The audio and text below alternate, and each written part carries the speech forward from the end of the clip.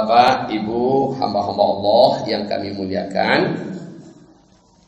Jadi kita buat penyampainya tentang Imam Mahdi lah sebentar. Saya coba singkatkan aja. Imam Mahdi kapan munculnya? Lihat itu. Tanda besar kiamat yang pertama adalah dukhon. Setelah dukhon langsung sekali Imam Mahdi. Ustaz, Imam Mahdi ini siapa? Pemimpin besar umat Islam di akhir zaman, dari keturunan kandung Nabi besar Muhammad sallallahu alaihi wasallam. Munculnya nanti kata Rasulullah adalah ketahuan dia berada di Madinah, lalu dia dikejar, dia pun lari menuju Mekah. Yang mengejar ikut mengejar, lari sampai ke Mekah. Di tengah jalan, di perbatasan sebuah kota namanya Al-Baida, yang mengejar jumlahnya 300-an orang dari pasukan Sufyani berasal dari Damaskus, yang mengejar sampai di kota Al-Baida, perbatasan Madinah dengan Mekah ya. Kota itu gempa dan terbelah, lalu seluruh penduduknya, gedung-gedungnya, pasar-pasarnya yang mengejar tenggelam masuk ke dalam perut bumi kota Al-Baida. Tersisa cuma satu orang dari yang mengejar tadi. Yang satu orang inilah mengabarkan kepada manusia, kami tenggelam di Al-Baida.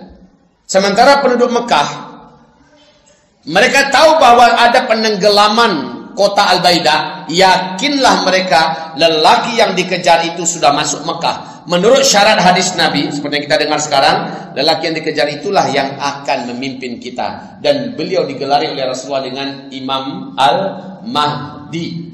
Rasulullah bersabda, nama aslinya sama dengan nama saya, dan nama ayahnya sama dengan nama ayah saya.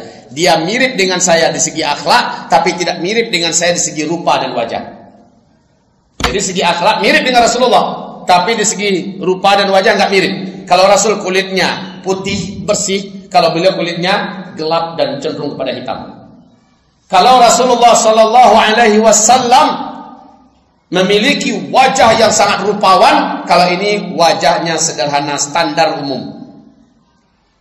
Jadi perbedaan fisik ada. Nabi mengatakan alisnya seperti bulan sabit, seimbang Pak, seperti bulan sabit ya.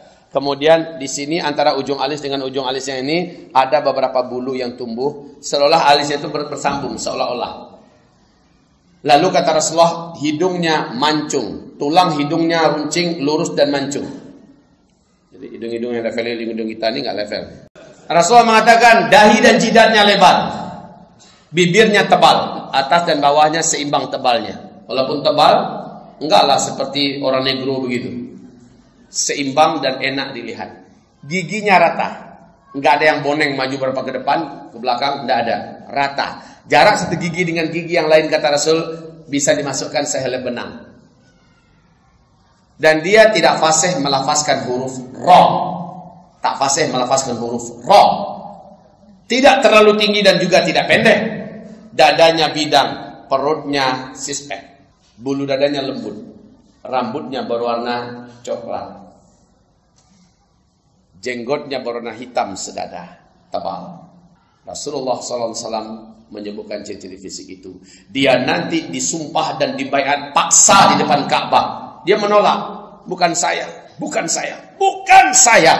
Tapi dipaksa oleh para alim ulama yang sudah berkumpul tanpa ada perjanjian sebelumnya. Mereka berkumpul karena melihat syarat-syaratnya ada pada laki-laki ini, ditangkaplah laki-laki ini. Kamulah yang akan memimpin kami. Kamu pasti yang menjadi Al-Mahdi bagi kami. Tidak, katanya. Lepaskan saya. Kalian salah orang, cari yang lain, bukan saya. Akhirnya didesak. Terjadilah perdebatan. Karena lelaki tersebut adalah orang yang jujur. Ditanya nasabnya, memang nyambung kepada Hasan bin Ali bin Abi Thalib. Umurnya ditanya, pas usia 40 tahun. Usia 40 tahun. Ciri-ciri fisik yang diceritakan Nabi ada pada dia.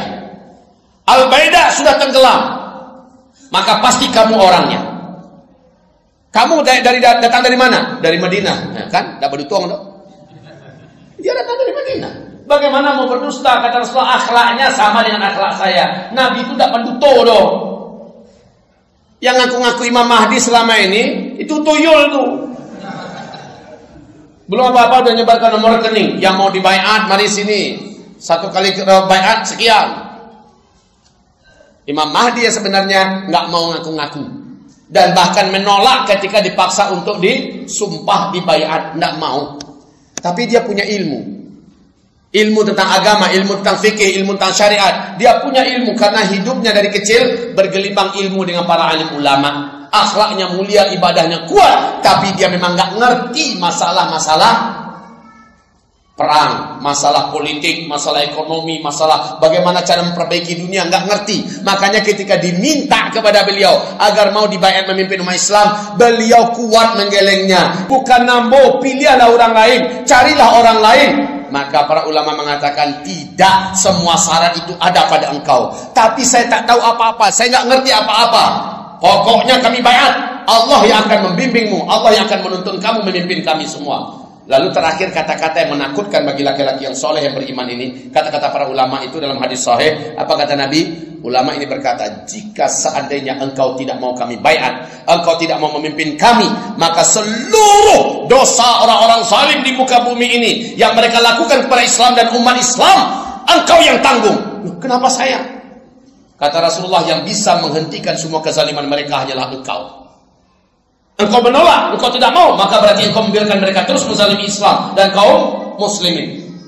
Serahkan tanganmu. Lelaki ini dan berkata, biarkan malam ini saya bermunajat kepada Allah. Saya mohon petunjuk dari Allah, apa yang harus saya lakukan. Maka lanjut kata Rasulullah, fa aslahahullahu fi lailatin. Dalam satu malam itu Allah perbaiki kemampuannya. Allah upgrade kemampuannya dari nggak ngerti jadi ngerti, nggak tahu tentang seluk-beluk perang. Allah pahamkan dia langsung. Nggak mengerti bagaimana menyelesaikan masalah-masalah yang berat, besar, masalah ekonomi, masalah militer, masalah kepemimpinan, masalah-masalah kebobrokan moral, bicara bencana alam, bagaimana mengatasinya. Langsung oleh sang pemimpin itu tahu dia apa yang akan dilakukan. Itulah dia fa aslahahullahu fi lailah. Dalam satu malam Allah perbaiki kemampuannya, di-upgrade oleh Allah sehingga dia memiliki kemampuan yang mumpuni untuk menghadapi suasana yang benar-benar hancur pada masa ini. Kaum muslimin yang kami muliakan. Kemudian besok paginya dia dikepung nih, nggak bisa lari. Diawasi setiap gerak-geriknya.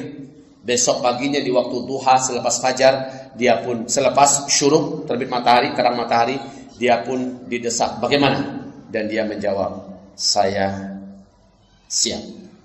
Dibaiatlah beliau. Pembaiatannya terdengar oleh pemerintahan yang sedang berkuasa di Arab Saudi. Langsung dikerahkan militer dan senjata-senjata mereka untuk membunuh Imam Mahdi ini oleh pemerintahan Arab Saudi. Ya, dikumpulkan semua kekuatannya. Padahal ketika itu pemerintah Arab Saudi sedang pecah, sedang berebutan kekuasaan. Tapi mereka sangat anti dan sangat benci kemunculan Al-Mahdi ini. Karena mereka lihat inilah yang akan menghabisi kita. Dan betul, Rasul berkata, orang-orang beriman dengan cepat menyebar berita ini, maka berduyun-duyunlah orang-orang beriman berbaiat kepadanya. Berduyun-duyun berbaiat. Bahkan yang dari Taif datang, yang dari Qutaibah datang, yang Qudaidah datang, yang dari mana-mana datang, bahkan yang dari Jeddah datang, dari Madinah datang, dari Yaman datang, dari Suriah datang, berbaiat berlomba-lomba, berbondong-bondong. Yang datang adalah orang beriman terbaik yang siap berjual beli dengan Allah menjadi bala tentara Imam Mahdi. Maka pasukan inilah yang takkan mampu dikalahkan. Pasukan yang siap berjual beli dengan Allah. Mereka berbaiat. Turun kandung Rasulullah Imam Mahdi yang akan memimpin. Maka mereka berbaiat, siap berjual beli dengan Allah Subhanahu wa taala. Maka ketika itu kata Rasulullah, dalam waktu yang cepat dan singkat kalian kalahkan seluruh Jazirah Arabia. Di bawah pimpinan Imam Mahdi, Jazirah Arabia dikembalikan kepada nama asli, yaitu Jazirah Arabia. Hilang yang namanya Uni Emirat Arab, hilang yang namanya Qatar, yang namanya Kuwait, Bahrain, kembali kepada nama asli, Jazirah Arabia. Setelah kekuasaan ini menyatu padu dengan cepat, orang-orang beriman sudah muak melihat segala tingkah pola dan kezaliman para penguasa-penguasa yang sedang berkuasa.